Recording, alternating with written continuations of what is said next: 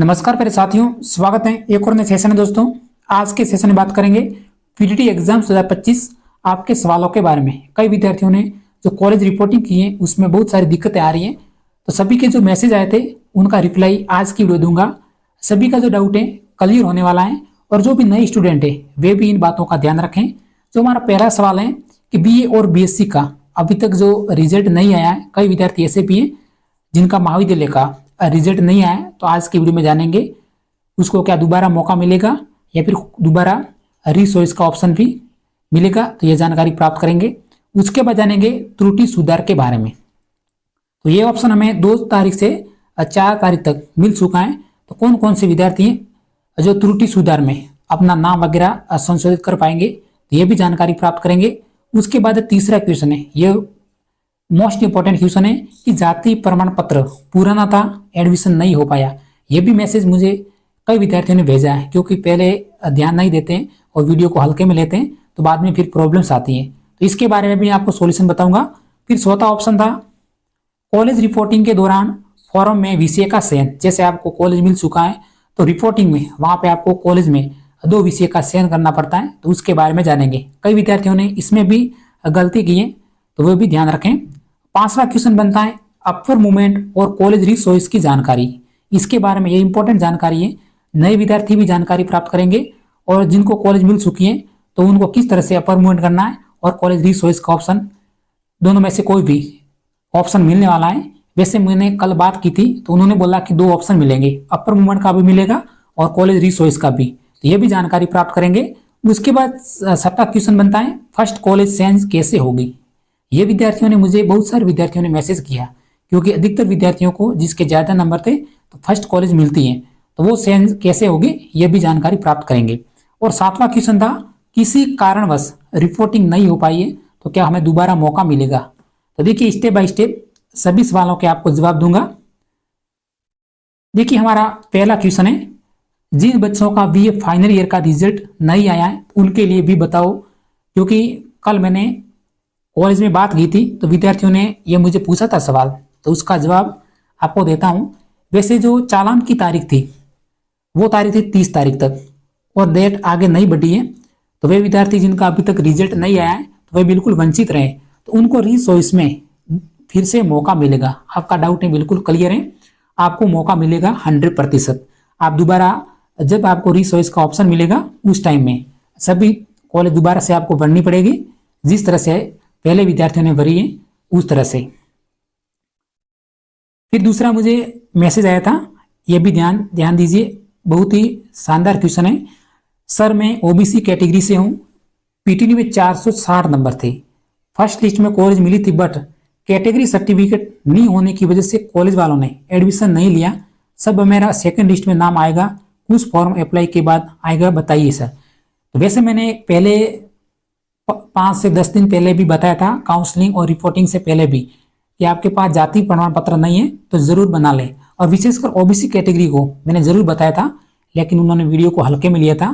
तो देखिए जाति प्रमाण पत्र और मूल निवास प्रमाण पत्र और अपने जो भी फाइनल ईयर के डॉक्यूमेंट्स है ये जरूरी है। कॉलेज में पहले चेक करते हैं आपके डॉक्यूमेंट्स, तो जिन विद्यार्थियों के अभी तक डॉक्यूमेंट्स नहीं है या फिर 6 महीने से पुराने हैं तो बिल्कुल नया बना ले। वैसे 6 माह से पुराना है तो कई कॉलेज में अलाउ करते हैं और कई कॉलेज में मना भी करते हैं। तो इस स्टूडेंट ने मुझे बताया था कि सर मेरे पास 6 महीने से पुराना था, जाति प्रमाण पत्र था मेरे पास, लेकिन 6 महीने से पुराना था, फिर भी मुझे एडमिशन नहीं दिया।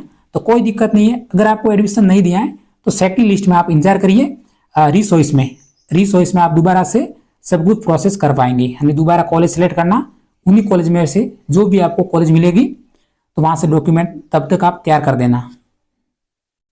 अगला क्वेश्चन था सर मेरे पीटीटी में फॉर्म में फादर नेम करेक्शन है तो रिपोर्टिंग भी करा ली। देखिए ये क्वेश्चन भी इंपॉर्टेंट है।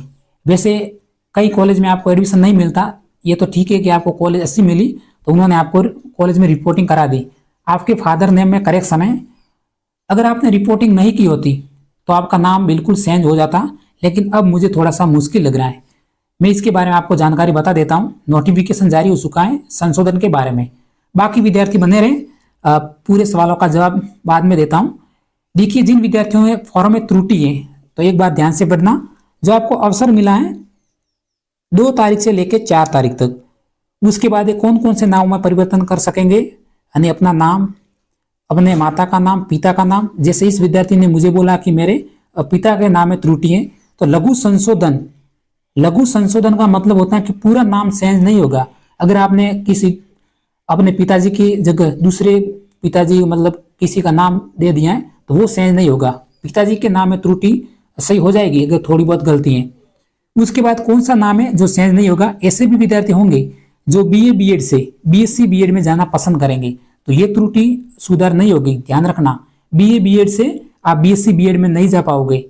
उसके बाद है ये जो उसकी फीस है 500 रुपये लगेंगी, जिस तरह से आपके कोर्ट एग्जाम फॉर्म फीस थी 500 रुपये, उसी तरह लगेगी त्रुटि सुधार की।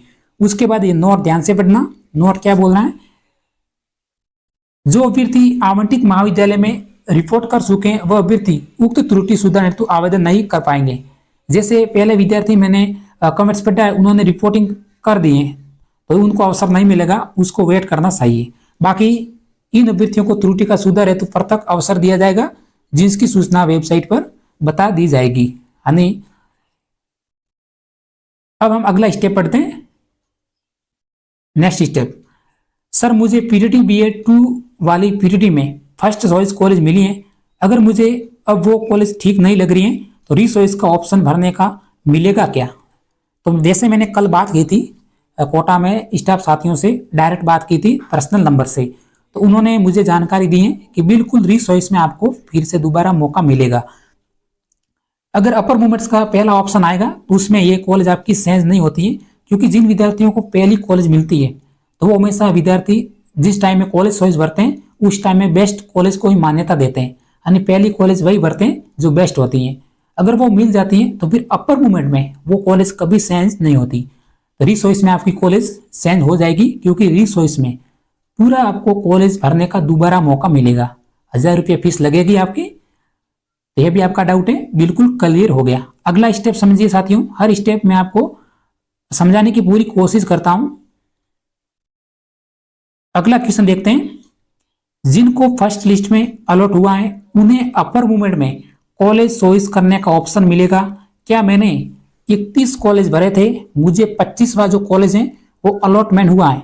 अब मैं चाहता हूं कि या तो मुझे शुरू से 5 कॉलेज में एडमिशन मिल जाए, नहीं तो फिर जो मिला है वही सही है। देखिए ये शानदार क्वेश्चन है, कई विद्यार्थियों के मन में ये भी डाउट्स हैं, जिनको मान लीजिए उन्होंने 30 कॉलेज भरे, 25वां कॉलेज मिल चुका है, तो वही अपर मूवमेंट के द्वारा जो भी आपको 25वां कॉलेज मिला है तो 1 से 25 तक कोई भी कॉलेज मिल सकता है। अगर आपको 1 से 25 तक कॉलेज नहीं मिला तो जो भी आपको पहले कॉलेज थी वो कभी नहीं बदलेगी, वही रहेगी। अगर चेंज हो जाती है तो ठीक है, नहीं तो आपका प्रवेश निरस्त नहीं होगा।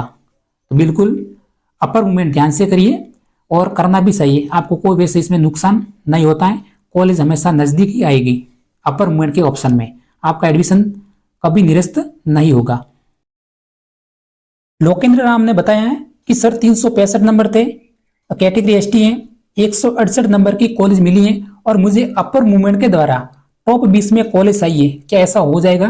तो समझिए ध्यान से, आपको जो कॉलेज अलॉटमेंट हुई है 168 नंबर की, तो अपर मूवमेंट के द्वारा अगर 167 नंबर की कॉलेज में सीटें खाली हैं तो वो मिलने के चांस ज्यादा हैं। टॉप 20 में कॉलेज लाना अब मुश्किल है। अगला स्टेप समझते हैं, ये स्टेप बहुत ही इंपॉर्टेंट है। बीए बीएससी की मार्कशीट सेमेस्टर प्रणाली के अनुसार है। ये प्रॉब्लम्स कई विद्यार्थियों के साथ मिली हैं सेमेस्टर प्रणाली के अनुसार। अगर सेमेस्टर प्रणाली है तो आपके पास जो टोटल मार्कशीट होगी वो होगी 6 मार्कशीट, और अलॉटमेंट लिस्ट में जो ऑप्शन आ रहा है वो आ रहा है 3 मार्कशीट, या तो BSc first year, second year और फाइनल ईयर की 3 मार्कशीट, या फिर बीए की 3 मार्कशीट। तो इसमें आपको ऐसा करना, अगर आपके सेमेस्टर प्रणाली है तो एक ईयर में एक ऑप्शन में 2 मार्कशीट सेलेक्ट करना, दूसरे ऑप्शन में 2, और तीसरा जो ऑप्शन मिलेगा उसमें भी 2 मार्कशीट, दोनों एक साथ रखना और उसकी फोटो खींचना और अपलोड कर देना। उसके बाद है अगला क्वेश्चन है, मुझे प्रथम लिस्ट में कॉलेज अलॉटमेंट हो गया था लेकिन किसी कारणवश रिपोर्टिंग नहीं हो पाई, क्या मुझे दोबारा कॉलेज का अवसर मिलेगा। ये भी प्रॉब्लम्स आई है, यानी प्रथम लिस्ट में या तो उनका जो प्रवेश था कोई दिक्कत थी डॉक्यूमेंट्स में, तो उसके हिसाब से कॉलेज में प्रवेश नहीं हुआ या फिर किसी कारणवश कॉलेज में वे डॉक्यूमेंट अपलोड नहीं कर पाए तो क्या उसको दोबारा मौका मिलेगा? तो जी बिल्कुल, री चॉइस में 100% आपको मौका मिलेगा। और अगला सवाल है, जिन स्टूडेंट्स के पास यानी जो भी नए विद्यार्थी हैं वे अभी से ध्यान रखें। कुछ कॉलेज में ऑब्जेक्शन करते हैं, जैसे मुझे कई विद्यार्थियों ने बताया कि मेरे पास जो जाति प्रमाण पत्र हैं 6 महीने से पुराना है और उनका कुछ कॉलेज में एडमिशन स्वीकार नहीं हुआ है। वे विद्यार्थी, मैं उसको सुझाव दूंगा कि बिल्कुल जाति प्रमाण पत्र अभी से नया बना लें, बाद में भी आपको दिक्कत हो सकती है छात्रवृत्ति के फॉर्म में भी, तो इसलिए अभी से नया बना लें। तो आज के सेशन में इतना ही। जो भी जानकारी थी बताने की पूरी कोशिश की, फिर भी आपके मन में इसके अलावा कोई भी क्वेश्चन है तो मुझे टेलीग्राम पे मैसेज कर देना, रिप्लाई जरूर मिलेगा। अगर हमारे साथियों वीडियो आपको पसंद लगती हो तो चैनल को लाइक जरूर कर देना और पहली बार जुड़े तो चैनल को सब्सक्राइब भी जरूर कर देना। इसी तरह मिलते हैं अगले सेशन में। जय हिंद।